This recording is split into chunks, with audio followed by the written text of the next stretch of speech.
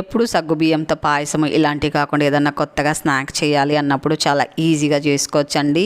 అలాగే మనకు సమ్మర్లో కూడా చాలా ఉపయోగపడుతుందండి ఈ స్నాక్ అనేది. మనం ఎప్పుడైనా సరే చేసుకోవచ్చు. హెల్త్ కూడా చాలా మంచిదండి సగ్గుబియ్యము. అలాగే చేయడం కూడా చాలా ఈజీ. మన సగ్గుబియ్యం నానబెట్టిన అవసరం లేదండి, డైరెక్ట్గా చేసేసుకోవచ్చు.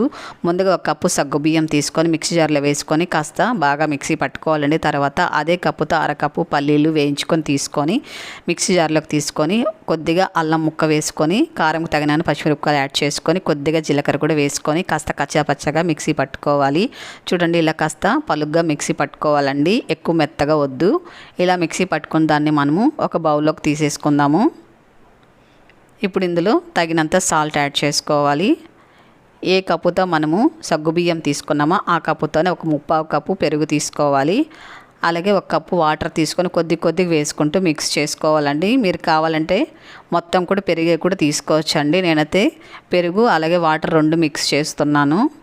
ఇదంతా కూడా మొత్తం కలిసేలా కలుపుకున్న తర్వాత ఇదంతా ఇలా సరి చేసుకొని దీనిపైన మూత పెట్టుకొని మినిమం అంటే ఒక 10 నిమిషాల పాటన్న పక్కన ఉంచుకోవాలండి. అప్పుడే చక్కగా సగ్గుబియ్యం అంతా సాఫ్ట్గా వస్తుంది.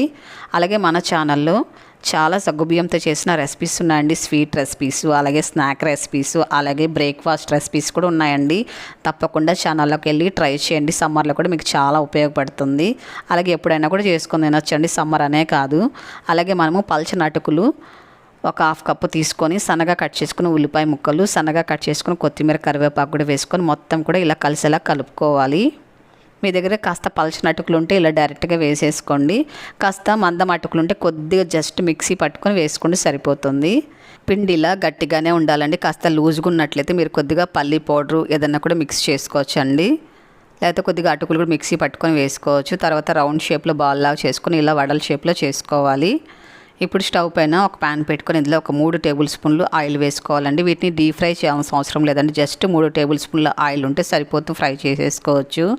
ఇప్పుడు మనం చేసి పెట్టుకున్న వీటిని వేసేసుకొని హై ఫ్లేమ్లో పెట్టుకోవాలండి ఒక 2 నిమిషాల పాటు.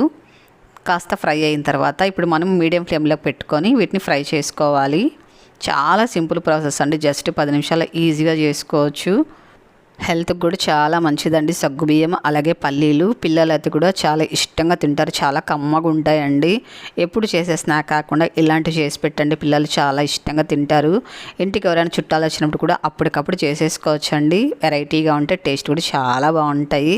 చూడండి అన్నీ చక్కగా రెడీ అయిపోయాయి. పైన అంతా క్రిస్పీగా భలేగా ఉన్నాయి కదా చూడడానికి, లోపల కాస్త సాఫ్ట్గా పైన క్రిస్పీగా భలేగా ఉంటాయండి. తినే కొద్దీ తినాలనిపిస్తుంది. లోపల చూసారా జల్లీ జల్లీగా ఉంది, చాలా కమ్మగా ఉంటాయండి. అస్సలు మిస్ కాకండి, తప్పకుండా ఒకసారి ట్రై చేయండి.